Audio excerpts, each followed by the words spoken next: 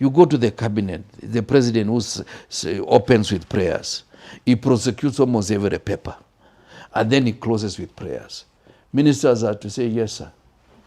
So you implement something you do not even understand. It is not only unholy matrimony, it is a criminal act by the two individuals.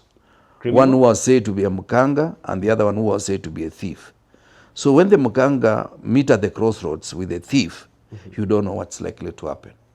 Well, to say the least, that's reckless. And to say the most, Raila should be arrested. Arrested? Yes, for him to tell us exactly where did he get that information. The forces that are supposed to be in charge of justice seem to be blindfolded when it comes to certain part of society, and they have glaring glasses when it comes to certain individuals, whether they are on the side of the government or in the opposite side of the government.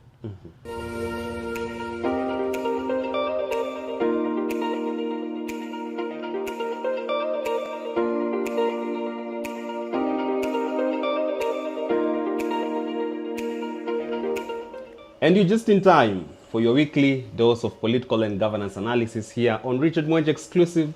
Such a distinct privilege to have your company with us. And today, as usual, I have one of our favorite think tanks, thought leader in this country. He served this nation in many capacities, prime of it being one-time Minister for Agriculture. I'm talking about Honorable Ruto Arap Kirwa. Great to see you today, our elder. Yes, my pleasure too. Yes, I'm happy to have the opportunity to share bit of experience with Kenyans and also share their frustrations and give them hope about their aspirations. Yes. Yours is about giving Kenyans hope. Yes, because this country is full of the potential to do well. Although now we run the risk of being the least competitive country in terms of business environment. Many high investors, those would give us a lot of opportunities to improve our GDP, are shying away from Kenya because we have created an environment that business doing is too expensive to undertake, given the issues of corruption, the issues of how long it takes for one to be able to set up a business entity here. You go to Rwanda, within a day, if you want to set up a company, you already have the company. Ease of doing business. Ease of doing business. So we're becoming less competitive in the region. And therefore the hub may go to Tanzania, may go to Rwanda, or any other part of this region. Remember, we have lost a lot of opportunities in tourism. We are overpricing ourselves out of the market. In Tanzania, with $100, you have a 5-star hotel accommodation. In Kenya, you're talking of $300, which is too expensive, and therefore the volume of doing business, the return on investment is lower than in Tanzania. Even with swimming lions in Lamu, we are still losing out on tourism sector. Oh no, please don't remind me the lies our brother has been making. Has he seen lions? And he talked of tiger. And tiger, do you have any tiger in Africa unless in the northern part of this continent?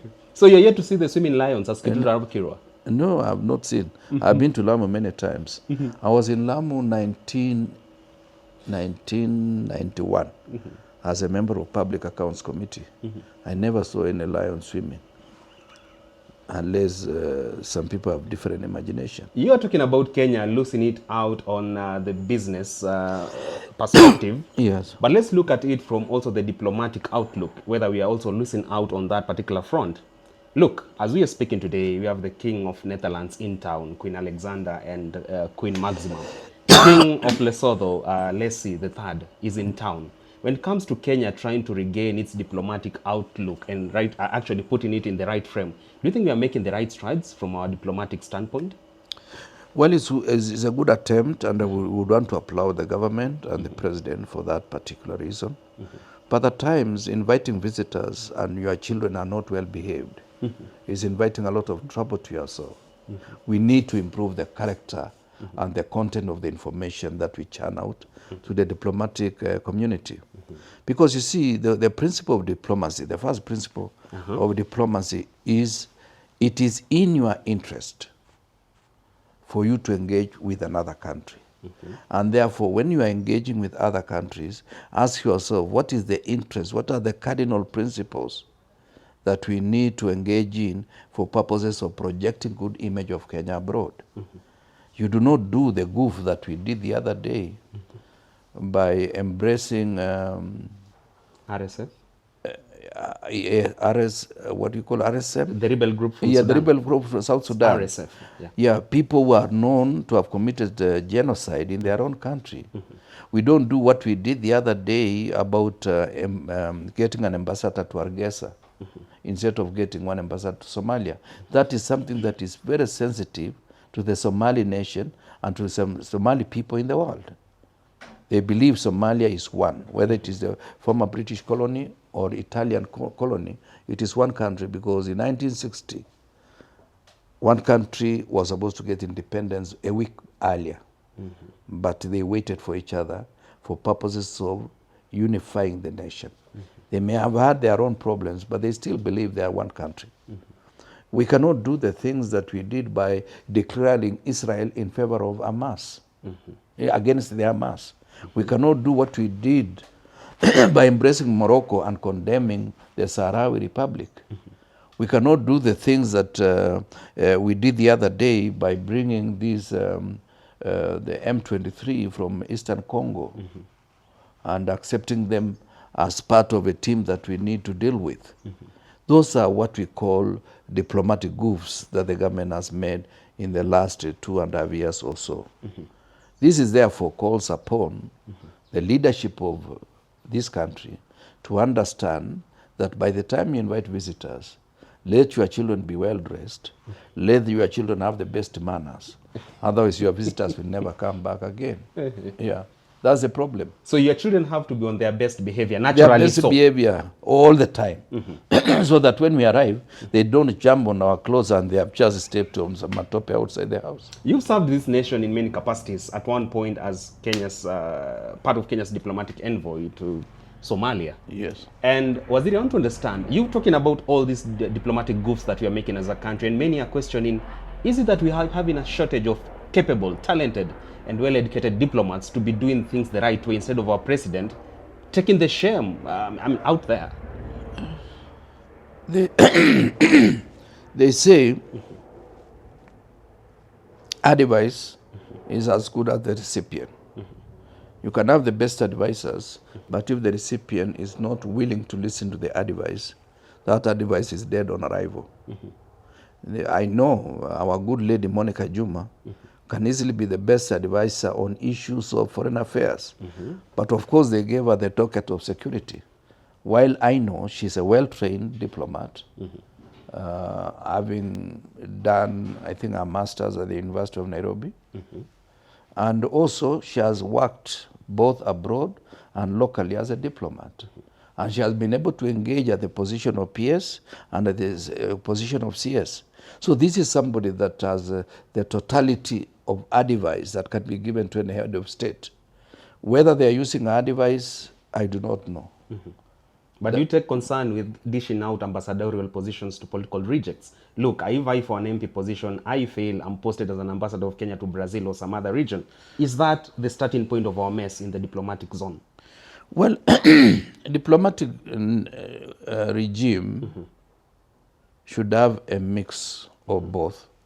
The experienced, the trained, and the talented. Because it should be a reflection of our society. The 34 missions that we have in Africa as Kenya should comprise individuals of high integrity, individuals who know exactly what they are doing, and also a mixture of those who are well trained in the diplomatic field. So that an office, whether it is in Cairo or whether it is in Nigeria, Abuja, should have the totality of that reflection. Because in the mission, it's not one man or one woman. There is, from the ambassador all the way to the people dealing with issues of accounts in any diplomacy. And of course, there is a person who does a lot of intelligence in every mission. And there are those who are dealing with issues of military, what they call military attaché. And in some of the missions, we have even economic commercial attaches, so as to inform the embassy on how we can improve our commerce between us and the country of the hosting country. So this is the information that should be available to the government. So it should be a mixture of all. You see the danger also Kenyans have about politicians. Today, my credentials as a diplomat, both in practice and also academically. But when I don't get enough votes to be an MP, you don't call me a political reject, because I've won more elections than I have lost. Yeah, I've won 4. Oh, really? Yeah, in succession, consecutively. Yeah. So if Kiro is to be appointed today as Kenya's ambassador to US, it's because he has merited on both fronts, academic front and also in terms of experience. Well, technical prowess. I don't think I should be appointed now. Yeah, later on. Later on. Possibly in our government. We are talking about public relations. Yeah. And there's a burning issue in town. And this is all thanks to the allegations by Raila Odinga that during the height of Gen Z protests last year, June, there was a military coup in the making, and it is him who saved President Ruto from that coming into light. And KDF has dismissed these allegations and claims from Raila Odinga. But for a leader of the state of Raila Odinga, do you consider such claims on the KDF to be the epitome of recklessness? Well, to say the least, that's reckless. And to say the most, Raila should be arrested. Arrested? Yes, for him to tell us exactly where did he get that information. Because we've known our military to be professional, well-disciplined, and people who are patriotic to the cause of this nation. And they are loyal to any head of state who happens to be the commander-in-chief of the forces. And being a disciplined force, they are loyal to the current president because he's their commander-in-chief. And they do not break that protocol just because there are people demonstrating in the streets. What I know, what he should have said, is that there was a bit of uncertainty in the country. And I felt I should be on the side of the president for purposes of giving confidence to the people of Kenya, not to feel that the country has gone to the dogs. That could have been something reasonable and behoving the character of Raila. But anything less than that, he should either be arrested or he should be accused of colluding with certain forces against the state of Kenya. Because you see, that would amount to treason charges. Yeah, he should actually be arrested and be charged with treason. Raila Odinga? Yeah, where did he get that information? Where did he get the information? Hypothetically speaking, Kipruto Arap Kirwa, if you are the president today and Raila Odinga makes such claims, would you ask him to make a public apology to the KDF and to the nation? I would, unless I'm colluding and doing certain bad manners with him. You remember the father, Jaramogi. President Moi had brought him back to the fold, made him the chairman of Cotton and Lint Marketing Board. When he went to Mombasa for a meeting, he accused the first president of this country, Mzee Jomo Kenyatta, that he was a land grabber. I remember it was headline in The Nation the following morning. And President Moi sacked him and threw him away from the position he was holding. Raila is doing the same. President Ruto should have the capacity, the courage, and the demeanor to ensure that he excludes himself from associating with Raila. Otherwise, we are taking this country down the drain. Is Raila Odinga larger than life before the rule of law in Kenya today? Well, it depends on the president himself. Yeah, he can give him the latitude, or he can do a Waititu on him.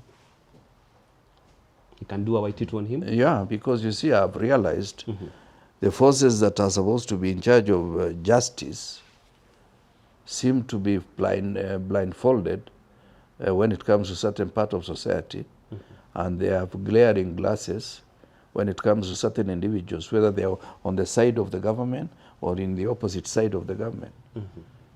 But as we know, the scales of justice must measure blindfolded, so that whether it is you, whether it is me or any other person, I should be dealt according to the law and the requirements of the same. Yeah. Actually, Raila Odinga has taken concerns with proponents of the Ruto must go chance people like you, Waziri Kirwa, who believe that Kenya can do better if we don't have President Ruto as our president today, not yesterday. Now, Raila Odinga asked people like you want Ruto to go, but where is he to go?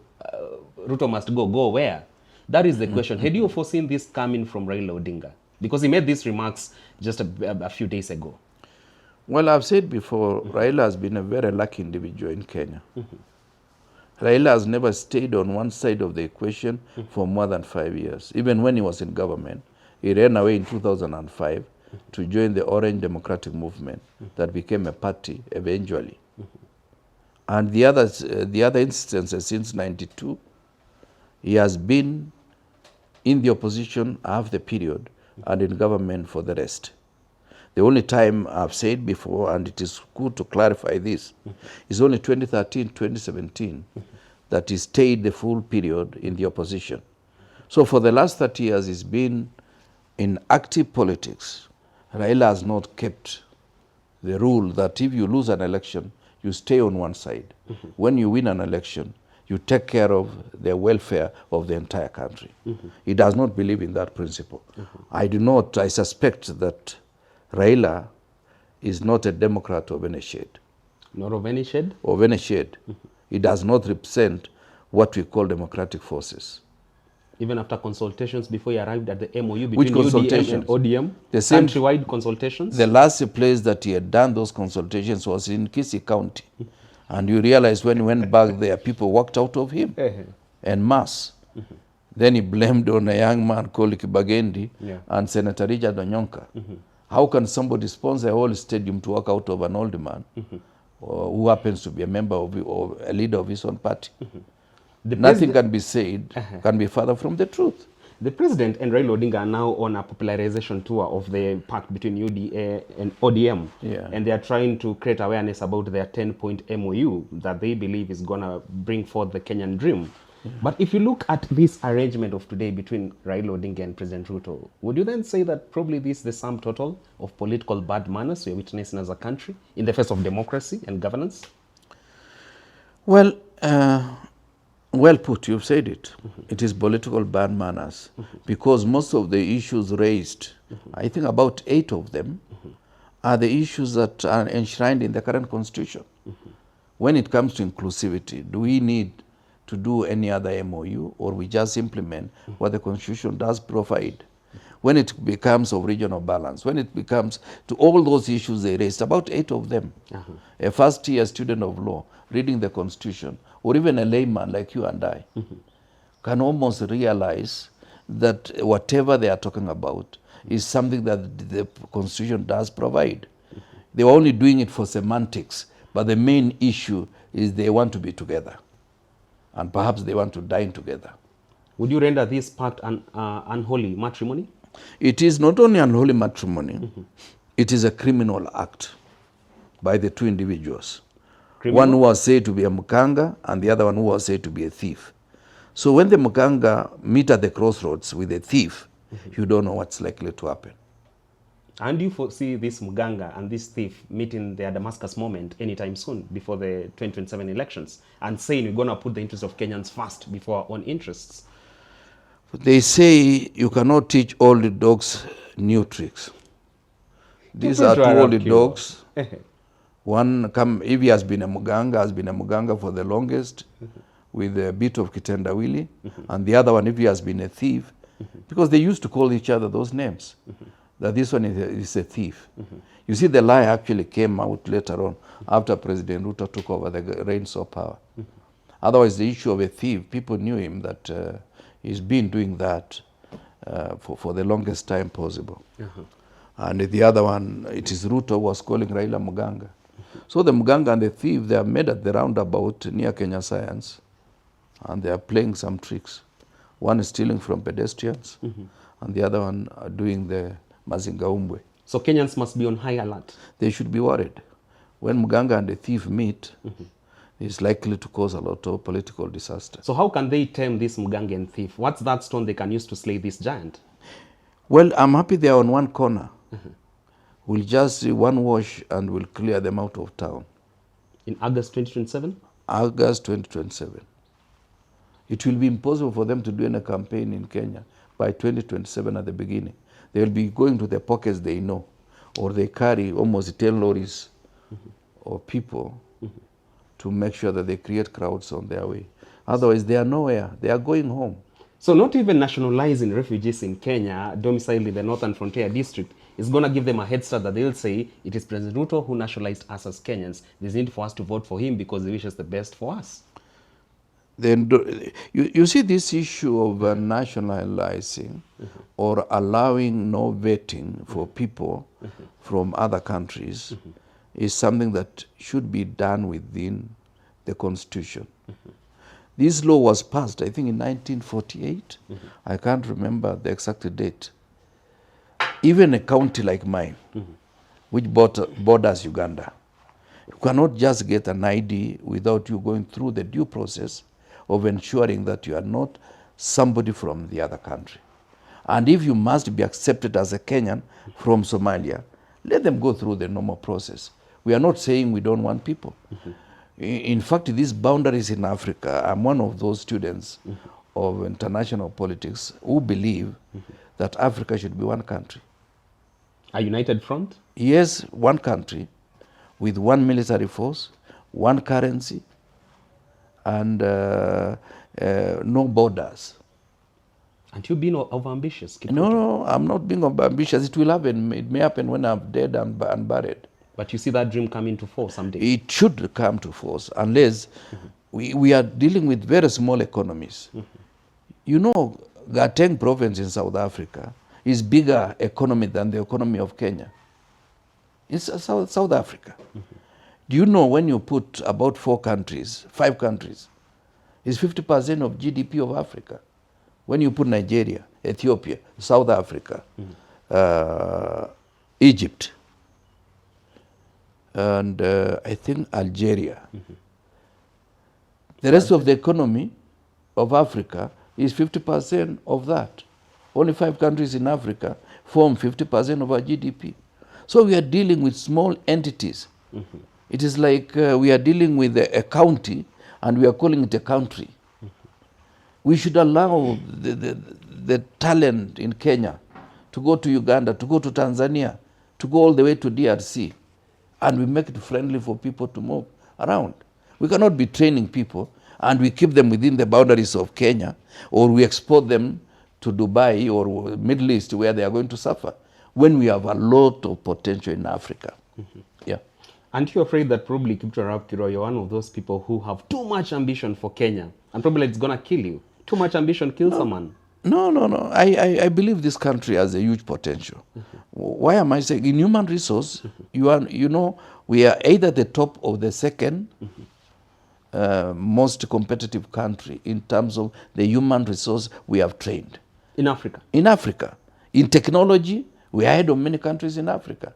Just Google those statistics. Top 2? Yeah. In Kenya, but then the problem is that we have restriction, where the government wants to do every business and they give to their own cronies. Look at the toll stations. They want to be dishing them to cronies, so that from here to Kitale, somebody will be asking you to pay toll money, ostensibly to repair the road, only to realize that it's going to their company. E-Citizen, who owns it? E-Shisha, who owns it? Who are the brains behind it? Who are the individuals behind it? Opaque transactions from the transactions here, Adani, G2G, fuel whatever, arrangement. Who are the brains behind it? Who are the faces behind it? These are some of the issues that we are saying we've had enough. Whatever you have, you can share with Raila and leave us alone. Go home. We've had enough of you. Yeah. So when we say must go, we are not suggesting that it should go out of Kenya. It should go home and stay like any other former president. The way Uhuru is in Ishaweri, he should also be in Sugoi. And we have no problem. In fact, I would want to see in my lifetime 4 former presidents of Kenya who are alive. You know, you see the other day when the president of Botswana was being sworn in. Sure. Duma Boko. Yeah, Boko. There were 4 former presidents. You feel nice. You feel nice that everybody is being recognized. Yeah. There was Serese Kama Ian.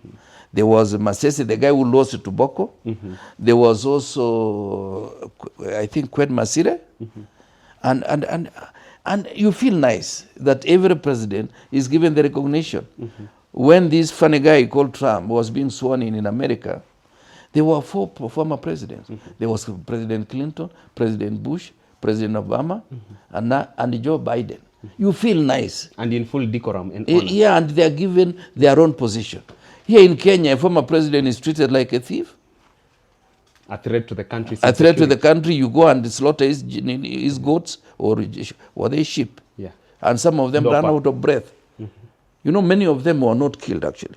They ran out of breath because the way they've been treated, yeah, they were the size of Ryan, and therefore they cannot run across to... The epitome of political bad manners in Kenya, Waziri Kirwa. Yes. That is our main problem as a country. That is the main problem. I've told you, we need to improve our political hygiene. Yeah. Let's talk about now the health of our democracy as a country, and even within Parliament itself, the state of Parliament's democracy today. We saw the purge that was leveled on Gachagua allies and part of dissenting voices within Kenya Kwanza government. A case in point, Kiharu Member of Parliament Ndindi Nyoro, now no longer the Budget and Appropriations Committee chairperson. It's been taken over by Sam Matandi. And a few other allies of Raila Odinga from ODM have ascended into such positions with regards to committee leaderships within our houses of Parliament. And now I want to understand something, Waziri Kirwa. Do you foresee a situation whereby President Ruto is going to be forced to cede more ground just so to steady this sinking ship? He's going to cede more ground for Raila and his men. Yes. First of all, it is institutional morass that has taken place in Kenya. Because you don't know who is majority, who is minority. You see, the so-called separation of powers between the executive, the legislative arm of government, and the judiciary must be defined in terms of the results of the election and the dictates of the constitution. So that judiciary should stand alone according to sections of the relevant section of the constitution. When we had the 2022 general elections here in Kenya, it produced results that should have been respected. That the majority of members of National Assembly came from Azimio side. But no sooner had we done that than the current president, before even he was sworn in, took away members of UDM. And later on, there were other groups, including Jubilee, that were taken away from Azimio to Kenya Kwanza. The law that defines pre-election coalition and post-election coalition gives room for about 3 months for you to change sides officially. But then by October, when the various committees and various things were done in the House, Wetangula in his own ruling used information that when you check today, he went against the law, he went against the constitution by declaring Kenya Kwanza side to be the majority side. The majority side is not defined by which party did the president run on. It is defined by the size of the House. The numbers. The numbers of the House. So that you can easily have minority in the National Assembly being the party that sponsors the president. You can have majority in the Senate being of the party that sponsors the president. Those are the results that must be respected until other dynamics emerge that people have now shifted camps. So today, when you say Atandi is the chairman of the committee that deals with issues of budget, in what capacity? Is he now in the majority or is he in the minority? So that's why I'm saying that is institutional morass. Something that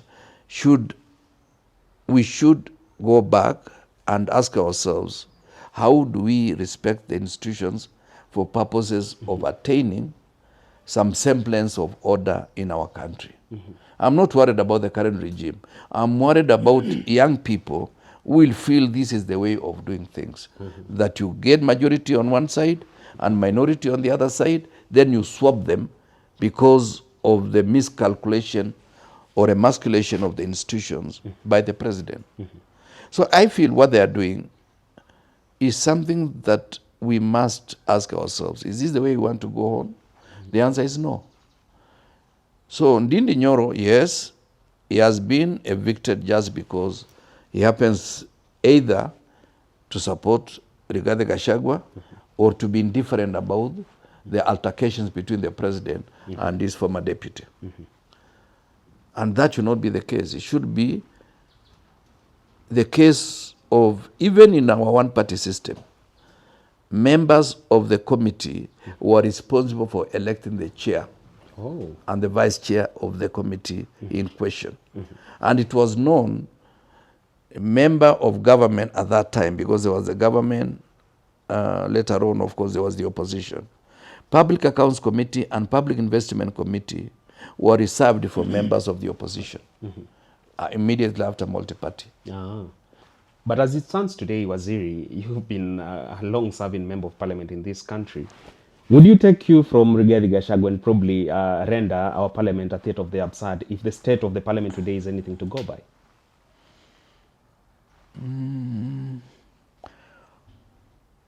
This is the 13th parliament. Sure. It will go down history as the worst parliament that Kenya had ever had.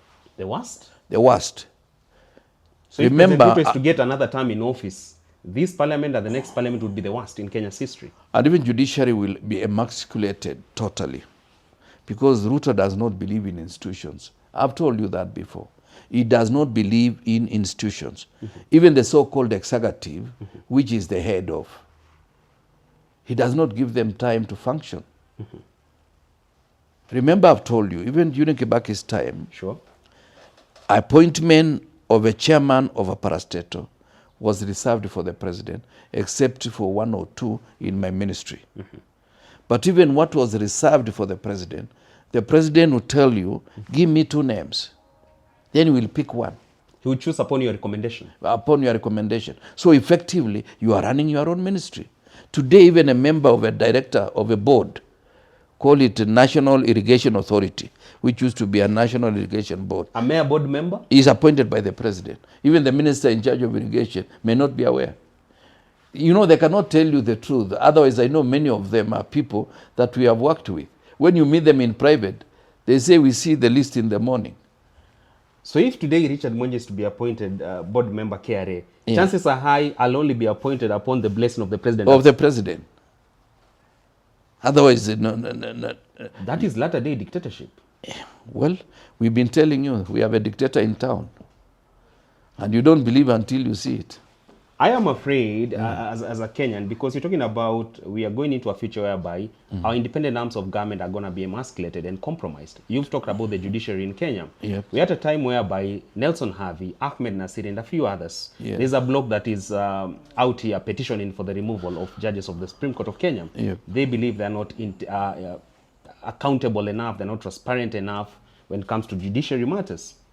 Would you even say that this could be a sponsored purge on the Supreme Court of Kenya today from the Nelson Harvey quarter? Well, I do not know, because I have respect for those senior lawyers. But what worries me is at times we may be playing into other people's games. Possibly there are people who want to remove some of the judges of the High Court in preparation for the results of the next election. So at times you may play into other people's games without your knowledge, thinking that you are doing the right thing, only to realize that, yes, you are running somebody's trap. But do you think Justice Isaac Lenaola is justified to bring that matter before the court of public opinion, saying, yes, you can come after us with this petition, but it has to be based on solid accusations, not just street accusations? I have a lot of respect for Justice Lenaola. He became a judge at a very fragile age, and many of the rulings and many of the decisions he has taken have gotten a lot of approval from the public. This therefore means that he could be one of those sane minds, allowing us to define the future of Kenya's judiciary. Otherwise, we run the risk of saying yes, yes, yes, and nobody will say no.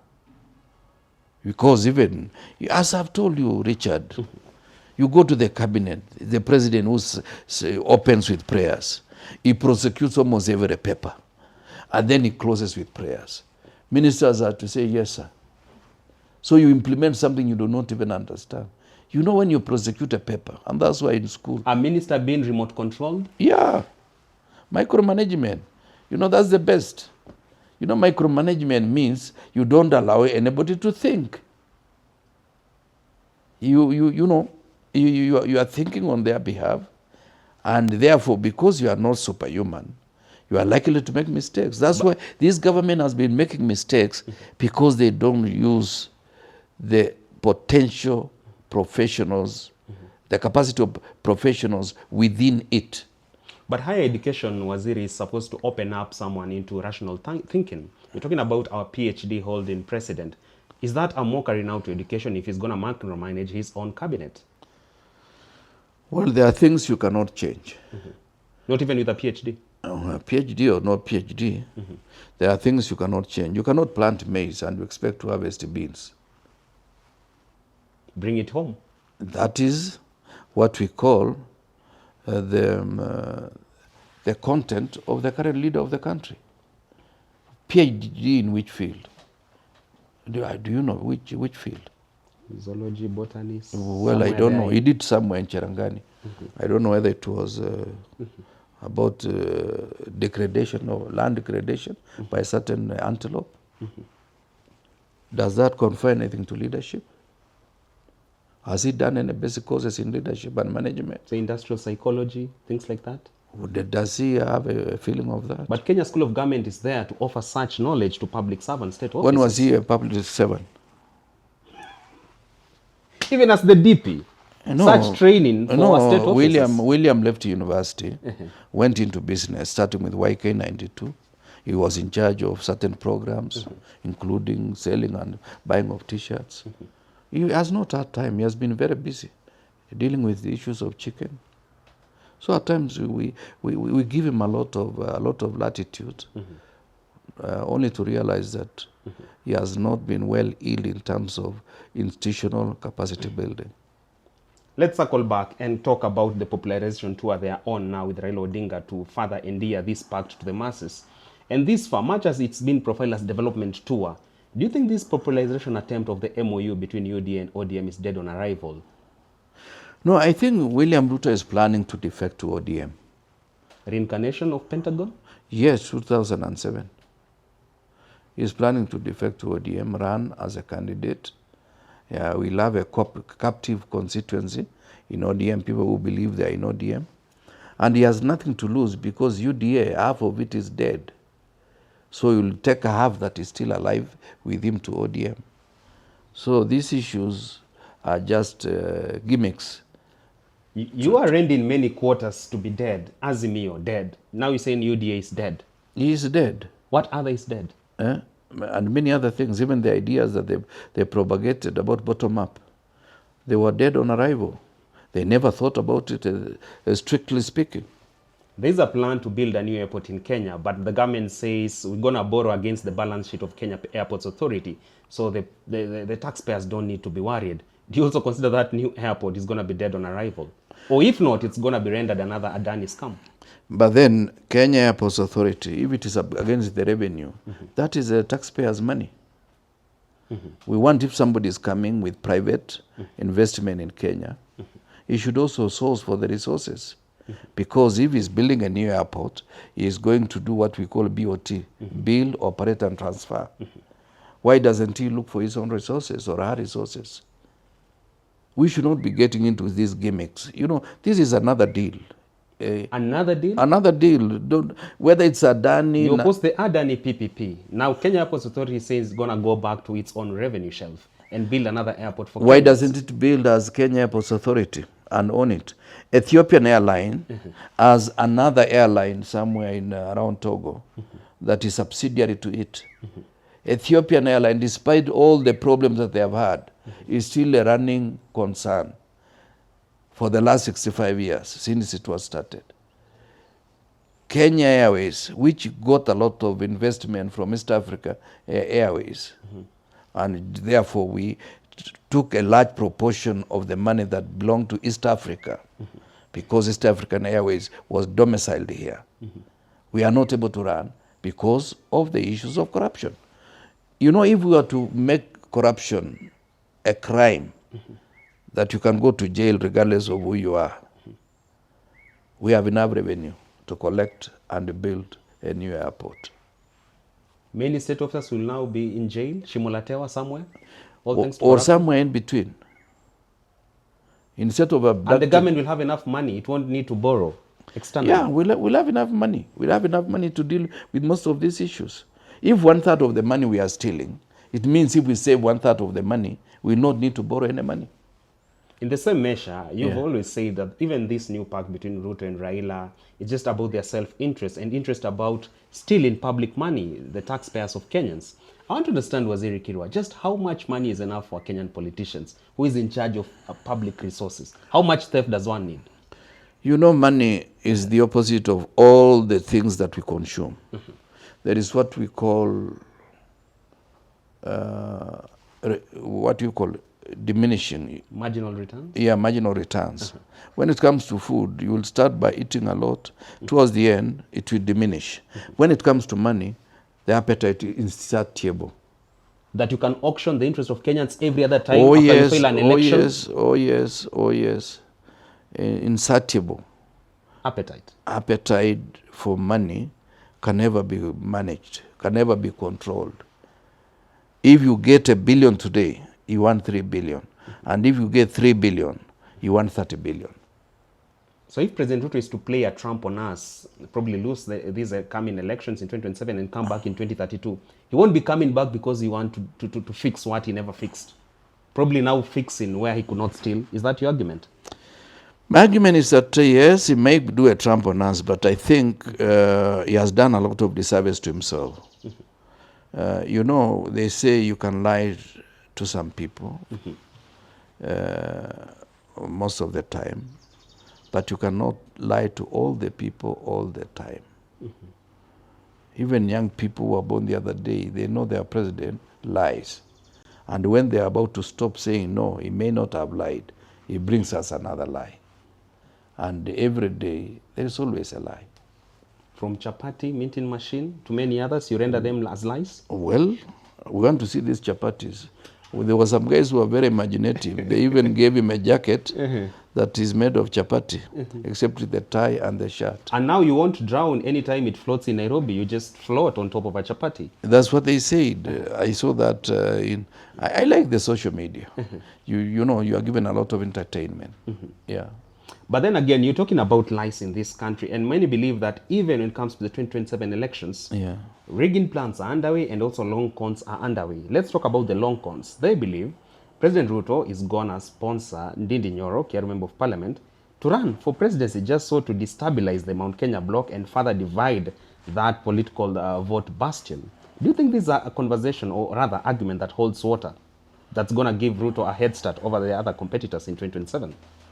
Well, what I know is that Ndindi Nyoro is a very wise young man. And people of Kenya are also very intelligent. Yeah, you can be rendered irrelevant by just an act that you make at the wrong time. And I don't think Ndindi Nyoro wants to call it a day in politics. Should he do that, he may not even have the votes of Muranga if he was to run for president, because people know the stage we are in, we are the stage of forming, and we need to form.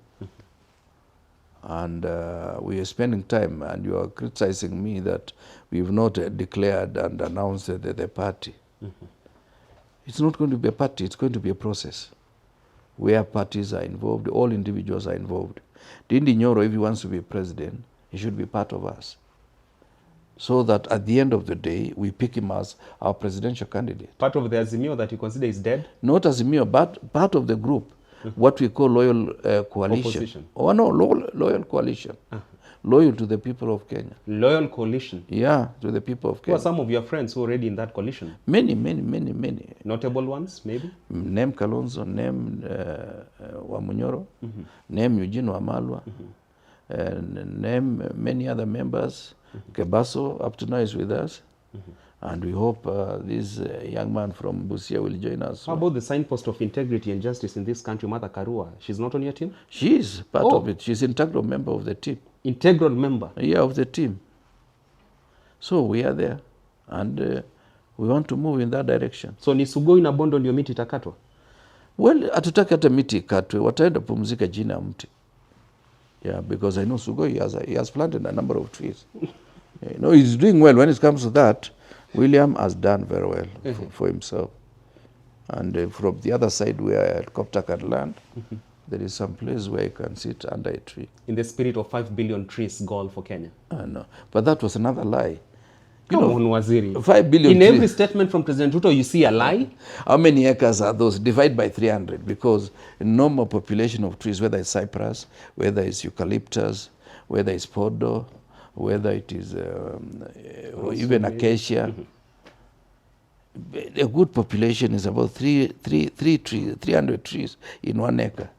Just calculate. You realize that there's no land like that, that you can plant trees. Are you going to plant in the desert? Unless you get some good variety that survives in the desert. Just divide, you realize it is not, you don't have that kind of land. Therefore, you will not be planting wheat. You will not be planting sugarcane. You will not be planting maize. Everywhere will be trees. You know, I don't know why you should have mathematicians. Climate change action? Oh, no. It can change. Finally, Waziri, let's have a conversation about the church in Kenya. This past Sunday, Anglican Bishop Ole Sapit came forth and sanctioned further politicking in our pulpits, in our churches.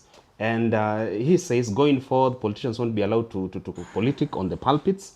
But my question is, this is not the first time whereby such sanctions are leveled on the church of today to ban politicians from politicking at their pulpits.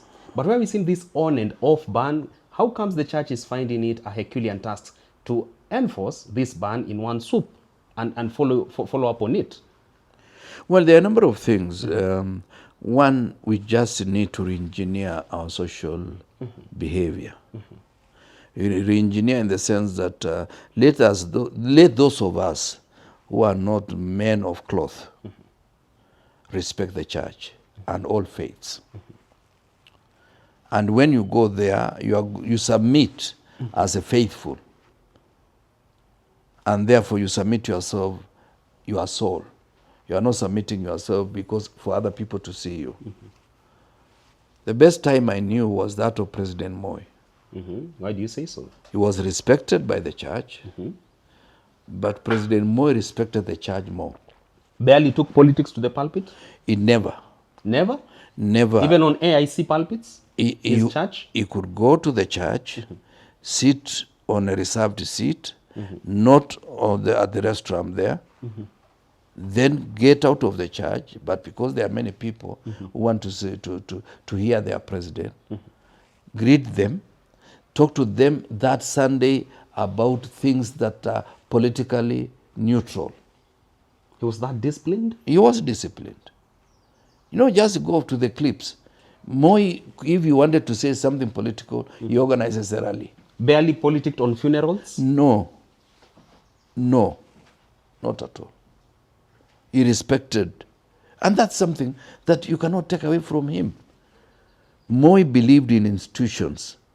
Even when he wanted to get something and the law does not allow him, he would first of all go through the process of amending the law. A benevolent dictator? You want to render him as such? I don't know whether to call him a dictator, because he was operating under another constitutional dispensation, the old constitution. We are operating under a robust constitution that enshrines in itself a number of safeguards, including the issue of human rights. That constitution provided for detention without trial. This constitution does not provide for any restriction of an individual beyond a certain period. And we have gotten this constitution because of that history. Therefore, for anybody to pretend and behave as if he can do the way President Moi was doing, it is not tenable. President Moi operated under the Cold War. where East and West, they were fighting. But when the Berlin Wall broke down and the curtain fell, there is new dispensation called the face of democracy. So you cannot reverse the will of democracy just by thinking that you can do like Moi. Very finally, Waziri, PS for Broadcasting Kisiangani has issued a directive to state agencies and parastatals not to further advertise with the Standard newspaper, all thanks to what they believe is negative profiling of the government by the Standard newspaper to settle political scores and just to stain the name of the government and the image of the government out here. The Standard newspaper this far has been so bold in calling out the mess in government in plain ink. Would you say that the government is justified to put such sanctions on Standard newspaper that don't advertise with Standard Media Group? First of all, you realize the Standard is an entity within the Republic of Kenya. And the money that we use for advertising in any piece of paper is not government money. It's taxpayers' money. Does not belong to Kisiangani, does not belong to the cabinet of President Ruto, does not belong to Ruto himself. This therefore means it is an issue that if I was in the Standard leadership or management, I can sue the government for creating discrimination in terms of business environment. Number two, it is ironical that is a man of high training like Dr. Kisiangani issuing such a threat to the freedom of the media. It is unfortunate. It is the height of political bad manners. For Kisiangani to be the one responsible, he should have given it to somebody else. That your critique is sponsored by enemies of the government. That's why you are painting the government in bad image. But what is it like now? Who is fooling who? Yeah. Greedy watchdog, such headlines. Yeah, greedy watchdog. He looks at the bone in the water, then he wants to pick that one, and he forgets he has already one in the mouth. How did we spend billions or millions of shillings trying to campaign for Raila? You know, Raila became a project of some people in government. Those delegations, was it 80 people or 200? I can't remember the number. What were they going to campaign? Were Ethiopians voting in Addis Ababa for Raila? Or was it states? How come that we did not know, and we have 34 missions in Africa, that Raila was going to lose? I told you here, and that's why I ran away from media in the month of February. Yeah. Raila was losing from the beginning. You cannot be fighting Muslims. You cannot be fighting Arabs. You cannot be fighting the French world by taking the project that was from Rironi to Mau Summit, from the French government or company, and giving it to other people, and you expect to get votes from those people. You cannot be bringing these fellows to Nairobi because they knew the Sudan, while Sudan was not voting, but they also have influence. They can influence Egypt. They can influence Libya. They can influence other Arab countries. So you cannot be doing that and you expect to win. Is what I was telling you. You cannot be abusing everybody in the village and you call for a wedding and you think we'll come to your wedding. Do you consider this government to be so petty that it responds to every criticism leveled on its way, and it's somewhat insecure if what Standard Media is doing is anything to go by? This government has very thin skin, epitomized by the president himself. Thin skin? Thin skin. Can't take in criticism? He can't take any criticism. Yeah. He does not, he considers himself to know everything. That's why he invokes PhD. You know, you don't just invoke PhD when it comes to issues of leadership. Moi did not even have university education, but he led this country better. Winston Churchill left school at Form 2, but he was the greatest prime minister of Britain. Today, a runner can lead Kenya better than those having PhDs? Yes. Why not? Leadership and management are two separate disciplines. You can be a good manager, but not a good leader. Leadership is the ability to multiply yourself through the capacity of others. Simple. So that's the missing link where we are seeing system failure, say in Ministry of Health, Afia House. Yeah, because you cannot allow even those guys at Afia House to run the show. He wants to know everything. He wants to know what was happening in NHIF. There you have it from the firebrand himself, Honorable Kipruto Arap Kirwa, a man who served this nation in many, many capacities, and we owe it to him as the young tax in this country. Also, he's out here really championing for the best practices that we should have as a country, and we really applaud him for that. Kipruto Arap Kirwa, we want now to get into our Heroes Corner segment, and we want to understand who is our hero or heroine for the day.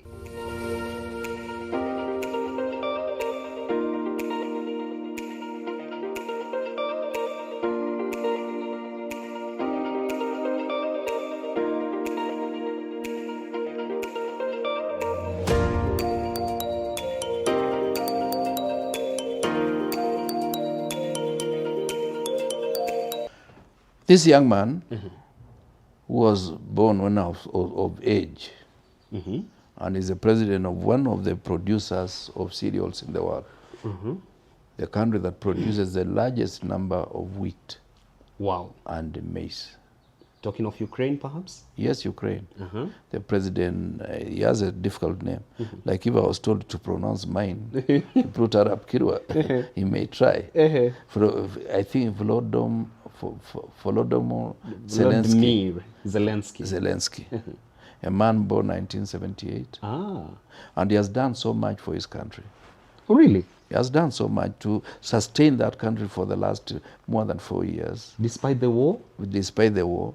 And is scoring a lot of wins in many places, even where people suspect that they do not have the requisite capacity. He's been able to take it that way. Many believe he's a young man who doesn't have respect for his elders. Look at the televised interview between him and President Trump of USA. How do you render such? In fact, that is actually it was my turning point. Oh, really? I realized he had the courage to tell Trump what he is. He's just a bully. Nothing. Trump is nothing but just a bully who believes in bullying everybody and making everybody look irrelevant, even where he has no capacity to discern issues. And when he actually told him off the way he did, how do you care about how somebody has dressed? He did not go to White House naked. That you're demeaning White House. What is about the tie? What is the origin of a tie?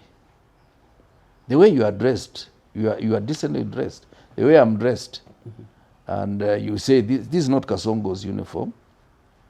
It isn't? 1991, I wore counter suit as a sitting member of Parliament. 1991? Yes. You're already on them? Yes, I've worn a counter suit the longest. Kasongo never inspired you to be done in them? Well, some of my counter suits are older than Kasongo. Probably he learned that from you, not the other way around. Well, he might have learned from somebody else because he has not learned much from me. In my school, you must be you must be a good learner who takes time to understand issues that you don't understand. But Zelensky has done Ukraine proud. Yeah, he has done us proud, and we pray for him. We pray for the people of Ukraine, that God will give them the divine providence to win the war. Would you probably call for a president to also donate some of the Kenyan troops like he did to Haiti? No, I'm worried. Our boys and girls, don't take them to Ukraine. Hey. Like being a good Samaritan. No. Was he really? We are paying 6 billion because of making a mistake, taking our children to Haiti. And you see, one thing that we need to tell the president, and I'm sorry I have to be his advisor without pay, is that when you get into a place of war, what is the strategy for retreat? If today they wanted to retreat and pull out of Ukraine, or out of Haiti, how is he going to organize himself? It's a very dangerous mission that he undertook. And we pray that the casualties, we keep them to a minimum. Until we get out of the place. Because those are our children. Our boys and daughters. Our boys and daughters. Well, there you have it from the firebrand himself, Kipruto Arap Kirwa. Thank you so much for slating time for our program. Wonderful. As always, I'll be available. Unless next Tuesday, I may go to Kitale. You know the rains have started. We can do this from Kitale, live on location. Oh, wonderful. Do you have enough tea at your place? Yeah, I will have enough tea, and I will tell my grandson to join me. Oh, Glenn? Yeah, Glenn. Our favorite. Yeah. All right. Continue enjoying the rest of your viewing. I'm Richard Mwenja. Keep this conversation going beyond here. I'm at Mwenja Richard. Across my social media handles, let's engage.